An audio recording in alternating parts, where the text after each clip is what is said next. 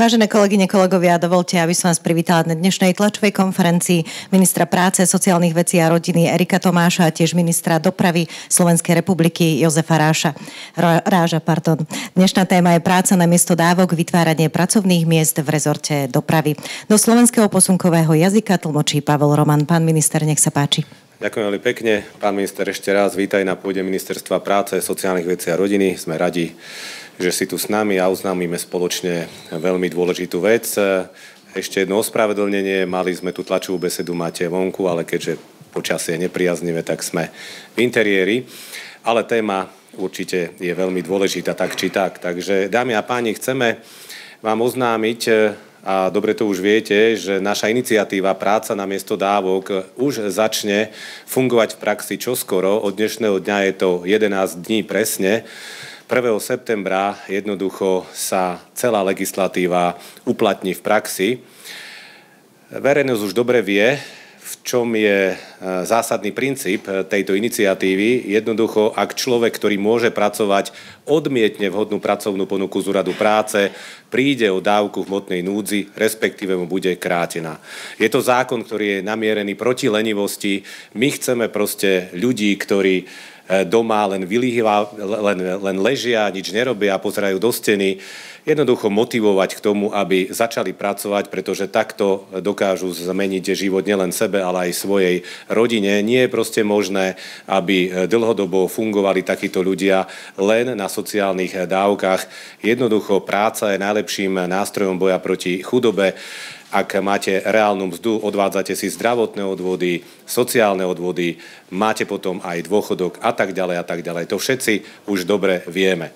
Na Slovensku sa pohybujeme na historicky najnižších hladinách nezamestnanosti, čo je samozrejme dobrá správa, ale na druhej strane stále tu máme približne 140 000 disponibilných nezamestnaných a my by sme boli najradšej, aby čo najviac týchto ľudí samozrejme pracovalo. Posledné čísla nezamestnanosti síce mierne stúpli o nejaké stotinky, to nie je naozaj podstatné, pretože v tejto dobe alebo v tomto období je to normálne, ale čo je dôležité, klesá počet dlhodobo nezamestnaných ľudí. Počet dlhodobo nezamestnaných ľudí už klesol pod 40%, čo je tiež dobrá správa, ale my práve chceme najmä touto našou iniciatívou Práca namiesto dávok cieliť na týchto dlhodobo nezamestnaných ľudí, či už ide o nízko kvalifikovaných ľudí, alebo inak znevýhodnených ľudí. Takže preto od 1. septembra Práca namiesto dávok. Pevne veríme, že sa nám podarí týchto ľudí motivovať aj týmto spôsobom, aby si našli jednoducho novú cestu v živote. No ale ak chceme takto ľudí motivovať k tomu, aby pracovali, samozrejme našou povinnosťou vytvárať pracovné pozície, pracovné miesta, ktoré sú adekvátne ich schopnostiam, ich spôsobilostiam. Musím povedať ďalšie zaujímavé číslo, že za mesiac júl máme na Slovensku viac ako 107 000 voľných pracovných pozícií, čo je historicky druhé najvyššie číslo za posledných 25 rokov. Toľko voľných pracovných miest máme, oni ale samozrejme nie sú rovnomerne rozložené po celom Slovensku, niekde ich menej, niekde ich je viac, to je logické. No a preto chceme v spolupráci s jednotlivými rezortmi vytvárať aj nové pracovné pozície, ako som povedal, najmä pre tých nízko kvalifikovaných ľudí. Teším sa, že po rezorte životného prostredia a po rezorte pôdohospodárstva sme našli takúto spoluprácu aj s rezortom dopravy a opäť využijeme ten istý mechanizmus na zamestnávanie takýchto ľudí aj v rezorte dopravy.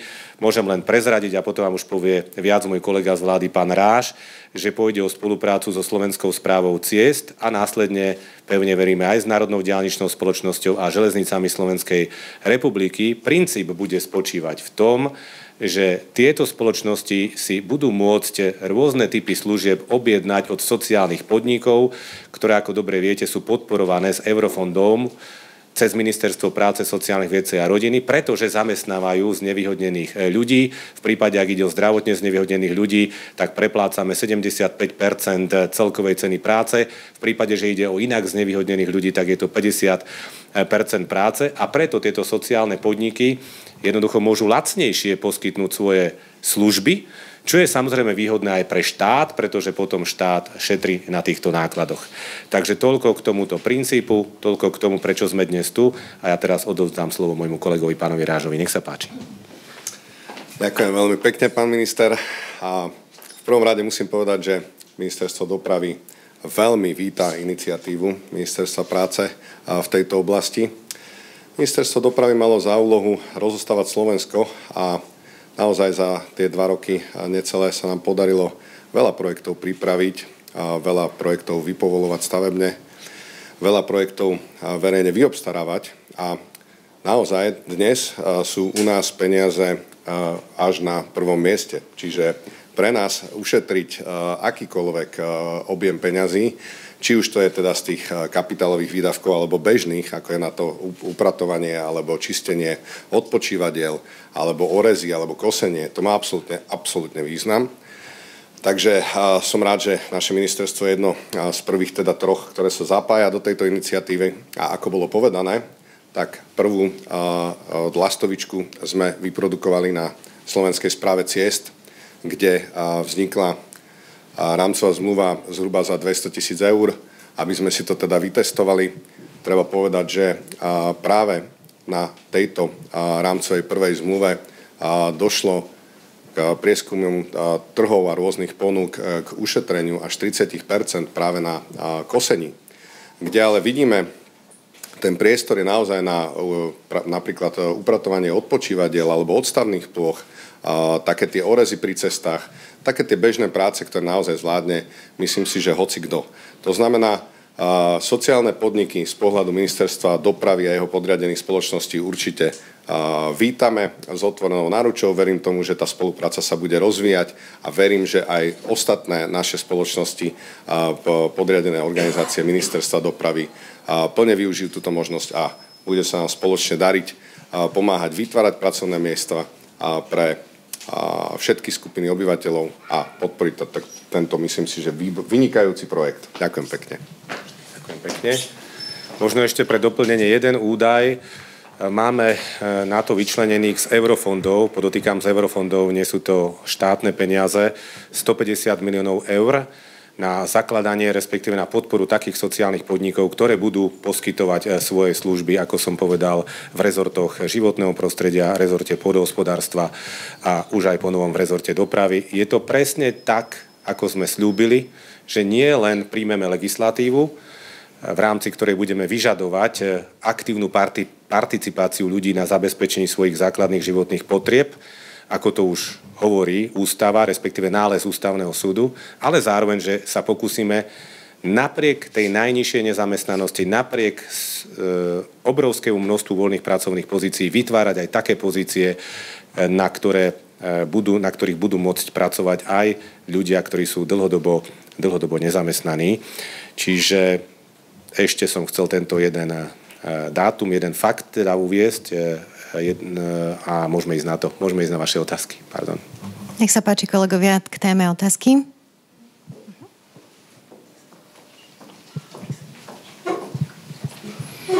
Dobrý deň, prajem Monika Hajko, Slovenská televízia. Mňa by zaujímalo, že či aj máte vymedzený nejaký presný počet tých pracovných miest, ktoré teda vzniknú na ministerstve dopravy a s tým, že možno aj nejaké regionálne rozloženie, ako by to bolo?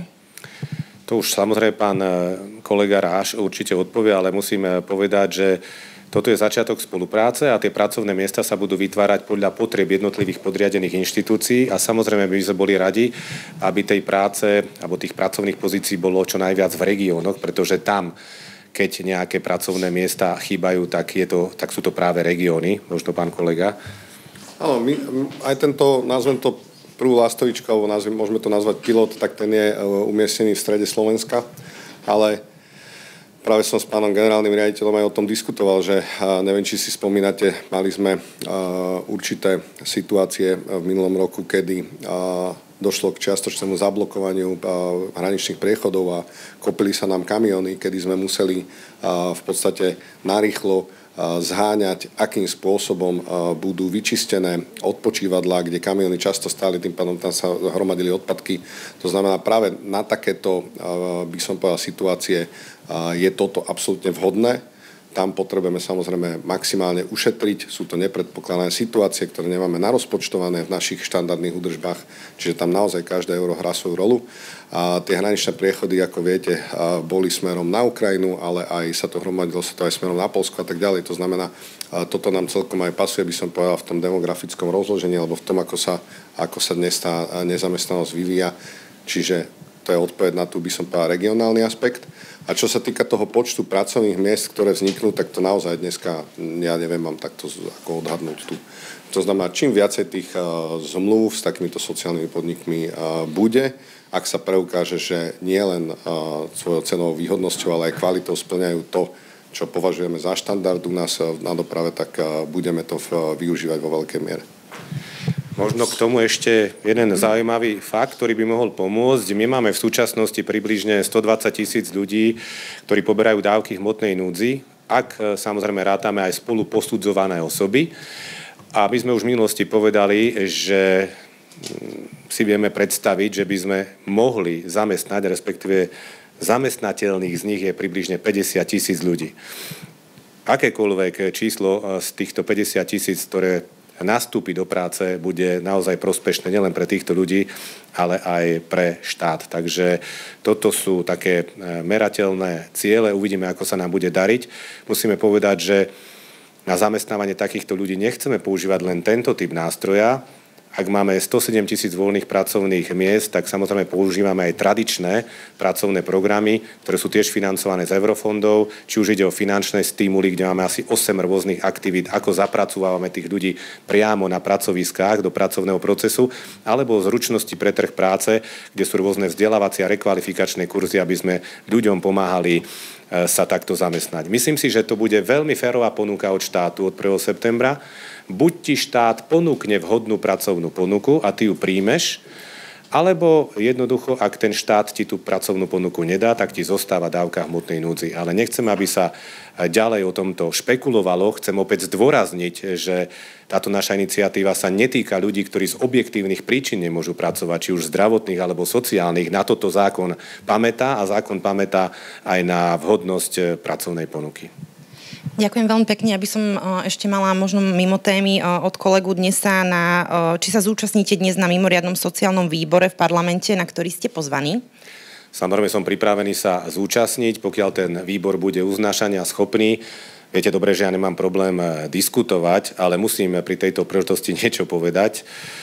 Viete, od opozície alebo od opozičných politikov, političiek mi toto pripadá táto téma ako neskutočné politikárčenie, pretože problém v sociálnych službách, respektíve v zariadeniach sociálnych služieb nie je akútny, ale už dlhodobý. A my ho na ministerstve vnímame. Ak argumentujú listom jedného zariadenia, tak treba povedať, že na Slovensku je 1900 rôznych zariadení, či už pobytových, alebo ambulantných a denných. A my sa tejto téme vôbec nevyhýbame, aby som doložil to politikárčenie opozície, tak vám chcem teda povedať, že pripravujeme reformu financovania sociálnych služieb, ktorá by mala zlepšiť situáciu v sociálnych službách, aj pobytových. A tá reforma musí byť schválená k 1.1.2026, pretože je naviazaná na plán obnovy. My ideme v zmysle harmonogramu a zriadil som kvôli tomu aj pracovnú skupinu, ktorej súčasťou sú aj práve tieto opozičné političky, keď to tak môžem povedať. Čiže nad rámec zvyklostí som do pracovnej skupiny pozval aj opozíciu, konkrétne členov sociálneho výboru a napriek tomu oni majú potrebu zvolávať nejaký mimoriadny sociálny výbor, pričom o všetkom budú samozrejme informovaní. A keď sme už pri tejto téme, tak chcem povedať aj aktuálnu informáciu. My sme celý návrh reformy, ktorý už je pripravený, konzultovali predbežne s Európskou komisiou, aby sme dostali predbežné stanovisko, či táto reforma, tak ako je navrhnutá, spĺňa všetky kritériá tak, aby bol naplnený míľnik z plánu obnovy, aby kvôli tejto reforme Slovensko neprišlo z plánu obnovy o 450 miliónov eur. A včera sme dostali predbežné stanovisko, že áno, tak ako je táto reforma navrhnutá, spĺňa všetky kritériá, ktoré spĺňať má. A my teraz rozbiehame nové kolo, ďalšie kolo rokovaní so všetkými sociálnymi partnermi v tejto oblasti, v oblasti poskytovania sociálnych služieb. kde sa ideme rozprávať o tejto reforme, ktorá je už predbežne odsúhlasená Európskou komisiou. To znamená s asociáciou poskytovateľov sociálnych služieb, mimochodom s ktorou mám stretnutie dnes. Myslím si, že to je naozaj oveľa praktickejšie využitý čas, ako sa zúčastňovať na nejakom politikárčení, ale ako som povedal, pokiaľ bude výbor uznášania schopný, ja som pripravený tam byť. A následne s SK8, teda s Vúckami, so ZMOSom, s ďalšími organizáciami, ktorí na tom participujú a potom zvoláme aj zase ďalšie kolo pracovnej skupiny, kde budú aj tieto opozičné političky, opoziční politici. A ja som veľmi zvedavý, keď už majú takú potrebu politikárčiť o tom, vzhľadom na tom, čo som povedal, že či prídu s nejakými konkrétnymi riešeniami a návrhmi. Veľmi som na tom zvedavý a myslím si, že som dosť skeptický pri tom ich postupe. Čiže nerobme zo sociálnych služieb politiku, musíme prijať tú reformu tak, aby sme neohrozili čerpanie prostriedkov z plánu obnovy a na druhej strane, aby to bola pomoc sociálnym službám. A keď raz sú členkami pracovnej skupiny tieto političky, tak si myslím, že toto je tá platforma a toto by bol ten konštruktívny dialog medzi vládou a opozíciou.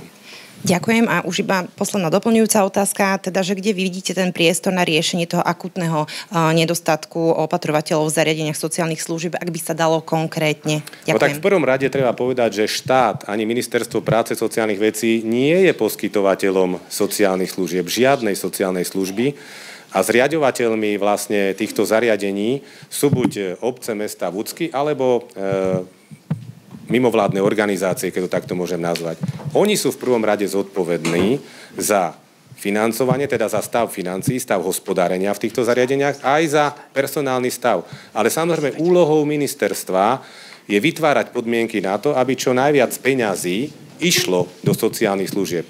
To financovanie je viaczdrojové. Samospráva, ale aj štát. A toto všetko má vyriešiť reforma financovania sociálnych služieb. Preto sa to volá reforma financovania sociálnych služieb. Rovno avizujem, že je to veľmi náročné, pretože sme v čase tvrdej konsolidácie, už na úrovni pomaly 3 miliárd eur, ale napriek tomu, ako som povedal, včera sme dostali predbežné súhlasné stanovisko Európskej komisie s našou reformou, že pokiaľ ju naplníme tak, ako sme ju nastavili, tak neohrozíme plán obnovy ani milník.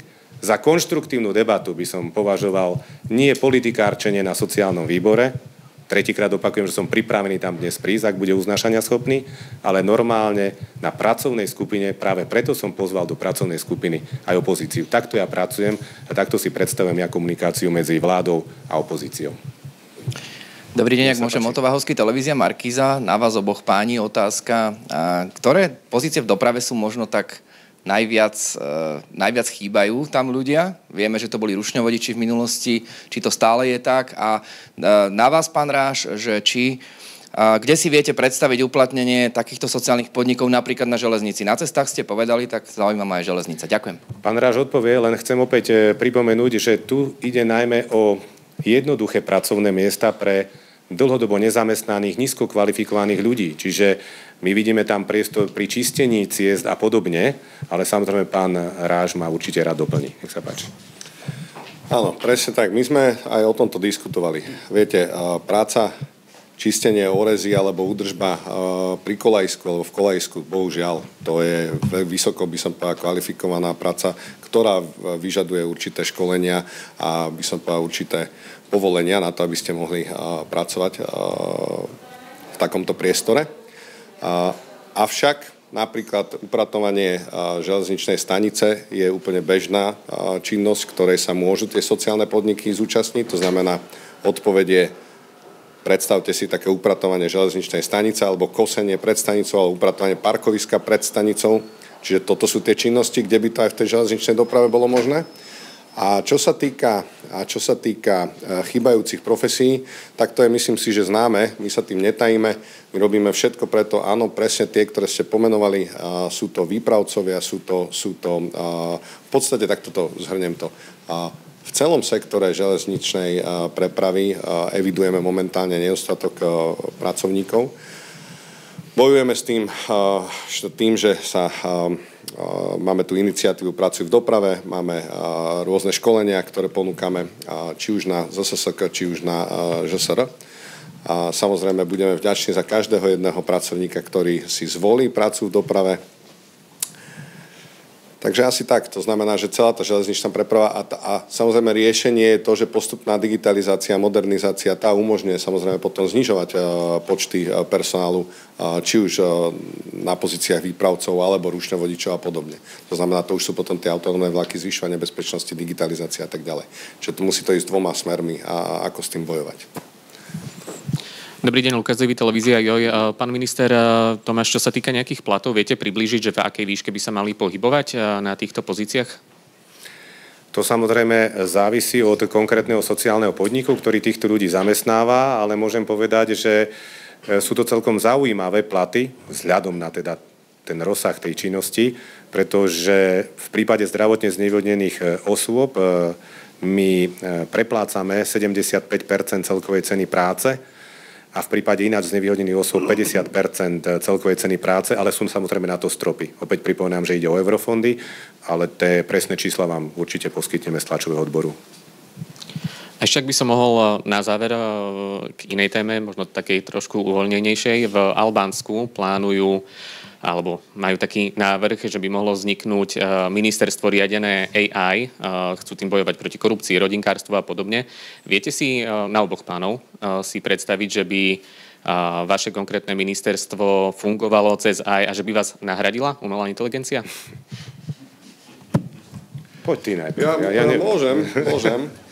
Myslím si, že v dnešnom čase konsolidácie na jednej strane vznik ďalšieho ministerstva by asi všetci vnímali. Ja to rozumiem, k tomu sa dostanem. A takto. Objektivizácia rozhodovacích procesov pri štátnych úradníkoch by mala viesť, a spolu so štrukturovanými dátami, rovnako ako pri stavebnom úrade, cieľom toho, kam posúvame napríklad stavebný povolovací proces do budúcna, je práve absolútne z toho vyťahnuť úradníka. To znamená, ak máme dostatočné dáta a máme dosť jasne stanovené pravidlá, ak je to štrukturované, tak naozaj ten rozhodnúť môže aj AI. Myslím si, že trošku sme od toho ešte teraz ďaleko, lebo k tomu samozrejme treba podklad, v tomto prípade digitalizácia, digitálna mapa Slovenska a podobne, do posledného stromu, aby ste vedeli určiť aj výrobové povolenie. To znamená, ale odtiahnuť subjektívny princíp z rozhodovania úradníkov je podľa mňa správna cesta. Lebo tam potom samozrejme získavate efektivitu, absolútnu spravodlivosť, absolútnu transparentnosť a tak ďalej. To znamená za mňa, my sme včera z hodou okolností viedli úplne teoretickú debatu o tom, že na konci dňa by každé takéto ministerstvo, každý takýto úrad mala nahradiť umelá inteligencia, samozrejme. No, umelá inteligencia je fakt už veľký fenomén, ktorý treba teda vnímať a ja tiež súhlasím, že do niektorých procesov aj zapracovávať, pokiaľ to bude efektívne, ale na druhej strane pri tých kľúčových rozhodnutiach by som sa stále zatiaľ spoliehal na ľudský faktor s tým, že ten ľudský faktor má byť profesionálny. Vtedy sa neobávam o tie rozhodnutia.